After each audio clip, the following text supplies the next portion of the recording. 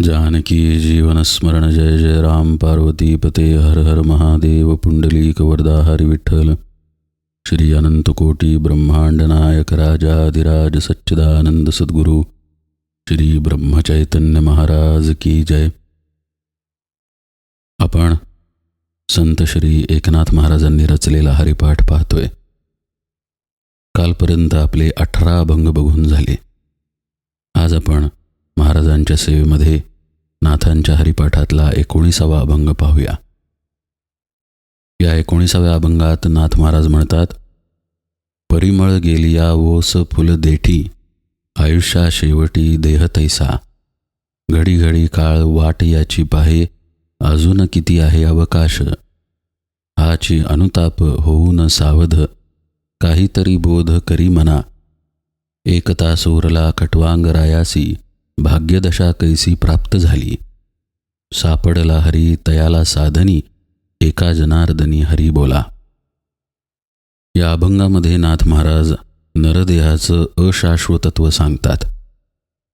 मुळात नरदेह दुर्लभ आहे. 84 लक्ष योनींचा फेरा होऊन भाग्यात असेल तर नरदेह प्राप्त होतो. आद्यशंकराचार्य म्हणतात, दुर्लभ अशा 3 गोष्टी आहेत: नरदेह, मुमुक्षुत्व आणि सत्संगती. नाथ महाराज म्हणतायत या अभंगामध्ये की हा नरदेहसुद्धा मिळणं भाग्याचं आहे, खरं आहे, पण मिळाला आहे तरी शाश्वत नाही आहे, अशाश्वत आहे.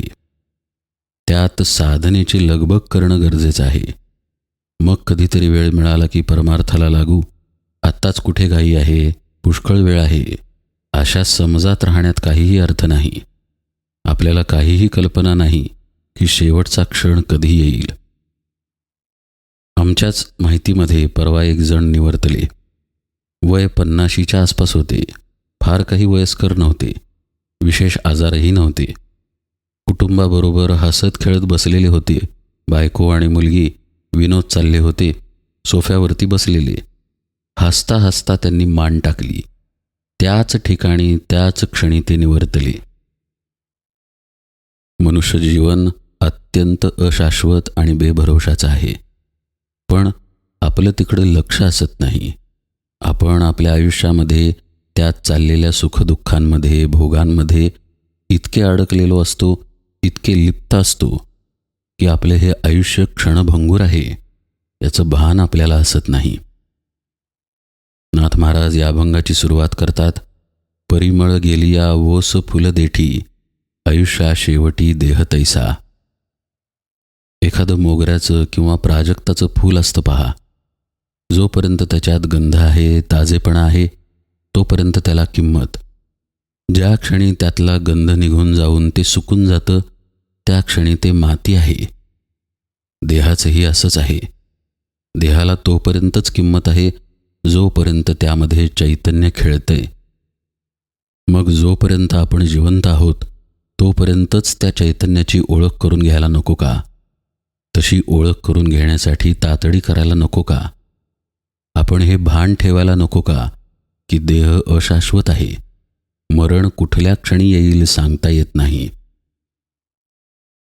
हा विवेक आणि हे वैराग्य मनुष्यामध्ये असत नाही असं नाही. एक गोष्ट सांगतो तुम्हाला. कबीरांच्या घरी एक मनुष्य गेला. त्याला कबीरांना भेटायचं होतं. कबीर घरात नव्हते. त्यांचे पुत्र कमाल होते. कमाल त्या मनुष्याला म्हणाले, असं करा, कबीर साहेब आत्ता स्मशानामध्ये गेलेले आहेत.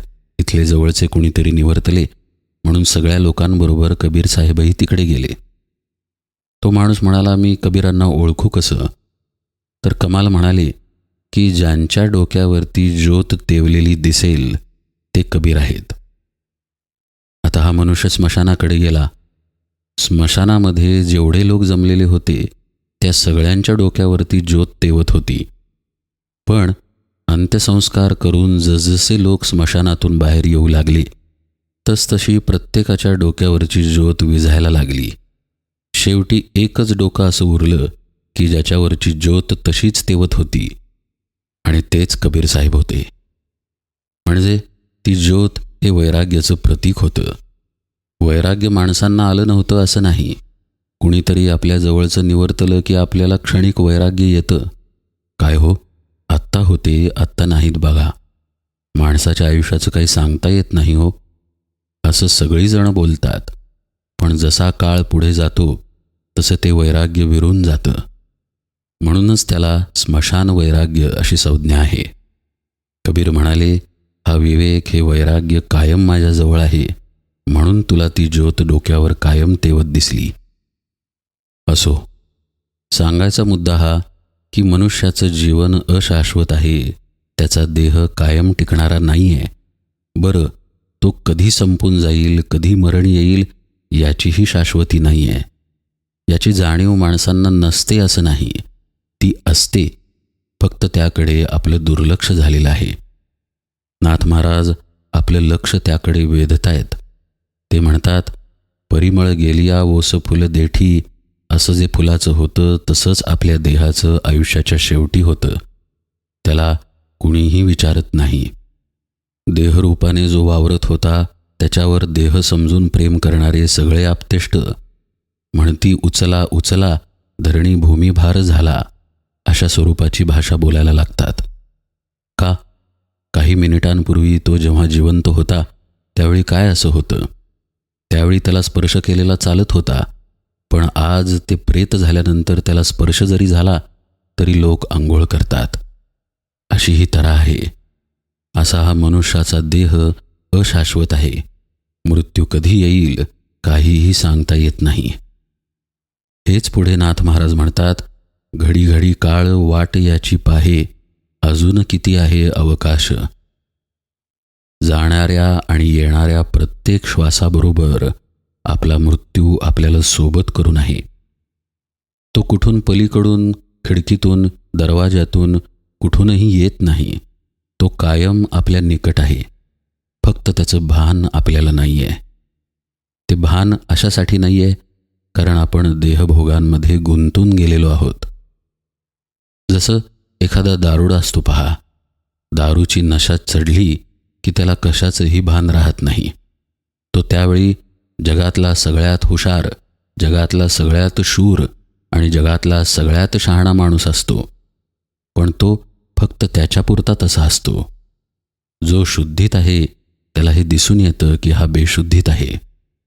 तसंच संतांनाही दिसून येतं की आपण भोगांमध्ये कसे लिप्त आहोत, कसे देहभावामध्ये गुंतून गेलेलो आहोत.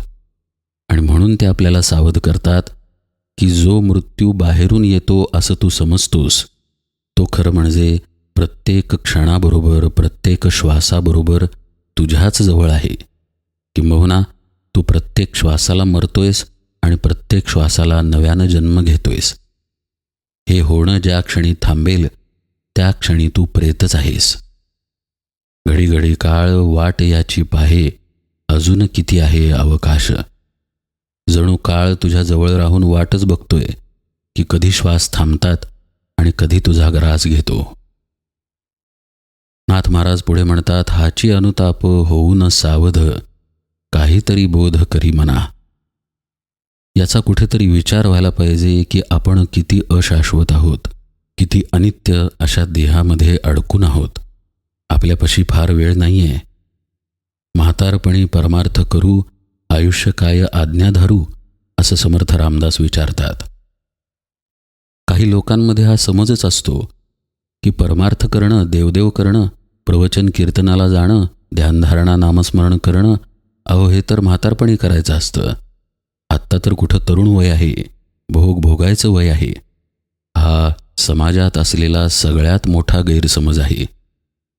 परमार्थ करणं म्हणजे साधनेचे कष्ट आहेत, सततच्या अंतर्मुखतेचा अभ्यास आहे. नामस्मरण, ध्यान यासाठी वेळ द्यावा लागतो, बसावं लागतं, आपल्याकडं साक्षीत्वानं बघावं लागतं, सद्गुरुवचनांचं चिंतन मनन करावं लागतं. त्यासाठी आपली बुद्धी, आपले विचार तल्लख असावे लागतात. आळशी, निरुद्योगी आणि मंदबुद्धीच्या माणसाचं काम नव्हे परमार्थ. त्यामुळं जितक्या तरुण वयात तो केला जाईल तितकाच उत्तम आहे. आणि म्हणूनच नाथ महाराज या अभंगात सावध करतात की कुठेतरी याचा अनुताप बाळग की तुझं आयुष्य कायमस्वरूपी राहणारं नाही आहे. तू काही अमरपट्टा घेऊन आलेला नाहीस. मरण आहे, आणि नुसतं आहे नव्हे, कधी येणार हे कुणालाही माहीत नाही. तर जो क्षण हातामध्ये आहे त्याचं सोनं कर. तो साधनेला कसा लावता येईल, नामस्मरणाला कसा लावता येईल याचा विचार कर. काहीतरी बोध करी मना, असं ते कळकळून सांगतात. जे चाललेलं आयुष्य आहे किंवा जे भोग आपण इंद्रियांनी भोगतो त्याचं आणि संतांचं काही वैर नाही. संतही जेवण करतात, संतही चांगली वस्त्रे घालतात, संतसुद्धा लग्न करून प्रपंच करतातच. संतांचा आक्षेप प्रपंचाच्या अशाश्वततेवरती आहे. संतांचं सांगणं असं आहे की तुम्ही सुखदुःखाचे हेलपाटे खाता, पण वस्तुतः तुम्ही आनंद स्वरूप आहात. आता जर कोणी आनंद स्वरूप असेल तर त्यानं आनंदात नको का राहायला? त्यानं सुखदुःख का सोसावीत? अशी संतांची तळमळ आहे. त्यांचं म्हणणं असं आहे की तुम्ही नरदेहामध्ये आहात तर तुमच्या स्वरूपाला ओळखून घ्या. ज्या चैतन्यामुळे तुमच्या देहाला देहपण आहे त्या चैतन्याला ओळखून घ्या. जसं आपण मगाशी बघितलं पहा की आप्तेष्ट आपल्यावरती प्रेम करतात खरं, पण मग मरण आल्यानंतर त्याच देहाला तुच्छतेनं का पाहिलं जातं? असं काय होतं देहामध्ये की जे निघून गेल्यानंतर देहाची किंमत शून्य झाली? तर ते जे निघून गेलं त्याला तुम्ही देहात असेपर्यंत, जिवंत असेपर्यंत ओळखून घ्या. हा बोध कुठेतरी तुम्ही करा की तुम्ही म्हणजे फक्त देह नाही, त्यातलं मन, बुद्धी इत्यादी नाही, तर त्यामागे जे चैतन्य खेळतंय ते तुझं खरं स्वरूप आहे. नाथ महाराज म्हणतात, काहीतरी बोध, हाच तो बोध, हाच तो बोध की तो परमात्माच मी आहे याचा कुठेतरी विचार करा, आणि तो तोपर्यंतच करा जोपर्यंत जिवंत आहात. एकदा का काळ हातातून निघून गेला की मग कशाचाही उपयोग नाही. काळ नुसता हातात असून उपयोग नाही, त्याचं सार्थक करायला नको का? जसं की पूजा, ध्यान, नामस्मरण केलं खरं, पण तळमळीने ते करणं याचं महत्त्व काही और आहे. गोंदवलेकर महाराज एकदा काशीला गेलेले होते. नावेमध्ये उभे होते. नावेत बरीच लोकं होती. नावेला भोग पडलं आणि नाव बुडायला लागली. ही गोष्ट फार प्रसिद्ध आहे. नाव बुडत आहे म्हटल्यानंतर महाराजांनी छाटी काढली आणि पडलेल्या भोकावरती ती ठेवली आणि त्यावरती पाय देऊन ते उभे राहिले आणि म्हणाले की आता सगळ्यांनी मनापासून रामाचं भजन करा. ते तसं का म्हणाले? कारण आपण जोपर्यंत जीवावर बेतत नाही तोपर्यंत कळकळीनं भगवंताचं नामच घेत नाही. आपण फक्त वरवर त्याचं नाम घेतो. पुष्कळदा आपलं लक्षही नामाकडे असत नाही. होडीत उभे राहिलेले महाराज म्हणाले, भगवंताला आता कळकळून हाक मारा. साहजिक आहे, सगळ्यांनी कळकळून हाक मारली, कारण जीव धोक्यात आलेला ना. पुढे नाथ महाराज खटवांग राजाचा उल्लेख करतात. ते म्हणतात, 1 तास उरला खटवांग रायासी, भाग्यदशा कैसी प्राप्त झाली. हा खटवांग राजा इक्ष्वाकू कुळामध्ये जन्माला आलेला. प्रभू रामचंद्रांचं हेच कुळ बरं का. खटवांग राजाकडे स्वर्गलोकातील देवतांनी मदत मागितली, कारण त्यावेळी देव आणि दानवांचं युद्ध सुरू होतं. खटवांग राजाने इंद्राला युद्धात मदत केली.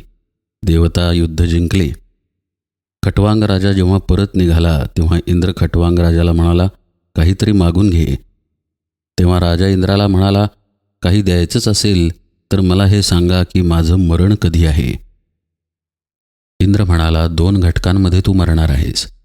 1 घटका म्हणजे साधारण 24 मिनिटं. राजानं काय केलं? राजा ताबडतोब पृथ्वीवरती आला आणि त्यांनी उरलेल्या 2 घटकांचं सोनं केलं. त्या 2 घटकांमध्ये त्यानं इतका आर्ततेनं भगवंताला आळवलं की त्या 2 घटकांच्या साधनेनं त्याला मोक्षप्राप्ती मिळाली. म्हणजे तुमच्याकडे उपलब्ध असलेल्या वेळेचं तुम्ही जर सार्थक केलं तर मोक्ष तिथेच आहे, असं नाथ महाराज सांगतायत. शेवटी ही कथा पुराणातील आहे. त्यातून जे घ्यायचं ते घेतलं पाहिजे. पृथ्वीवर असून स्वर्गात गेला कसा आणि माणूस असून त्यानं देवतांना मदत कशी केली, असले तर्क काढायचे नाहीत. त्यातून काय घ्यायचं ते घेणं महत्त्वाचं आहे. रामकृष्ण परमहंसांना सुद्धा एकानं प्रश्न विचारला की तुम्ही कालीमातेची उपासना करता, कालीमाता तुमच्याशी बोलते, मग आमच्या बाबतीत असं का होत नाही?